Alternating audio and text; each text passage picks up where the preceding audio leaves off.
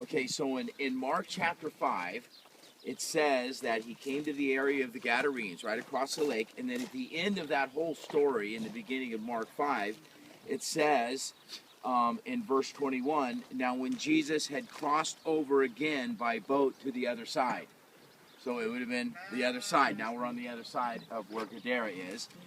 Now when Jesus had crossed over again by boat to the other side, a great multitude gathered to him, and he was by the sea. And behold, one of the rulers of the synagogue came, Jairus by name, and when he saw him, he fell at his feet, and he begged him earnestly, saying, my little daughter lies at the point of death. Come and lay your hands on her, that she may be healed, and she will live. And Jesus went with him, and a great multitude followed him and thronged him. Now a certain woman who had a flow of blood for 12 years had suffered many things from many physicians, and had spent all of that she had, and was no better, but rather grew worse. And when she heard about Jesus, she came behind him in the crowd and touched his garment.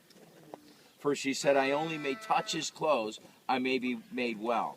Immediately the fountain of blood was dried up, and she felt in her body that she was healed of the affliction. And Jesus, immediately knowing in himself that power had gone out of him, turned around in the crowd and said, who touched my clothes?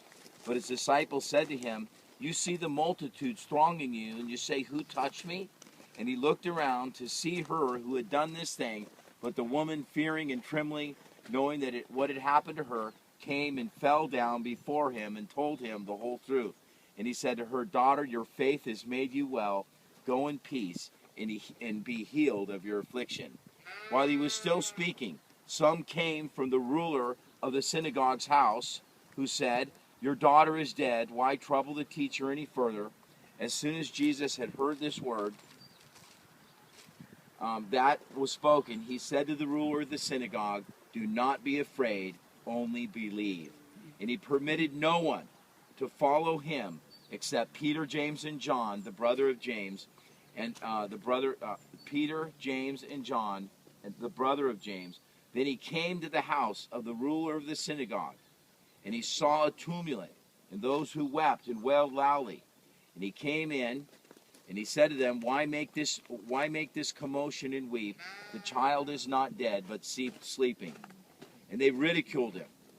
But when he had put them all outside, he took the father and the mother of the child, and those who were with him, and they entered there where the child was laying. And he took the child by the hand, and he said to her, Talitha cumi, which is translated, little girl, I say to you, arise. Immediately the girl arose and walked, for she was 12 years of age, and they were overcome with great amazement. But he commanded them strictly that no one should know it, and said that something should be given to her to eat.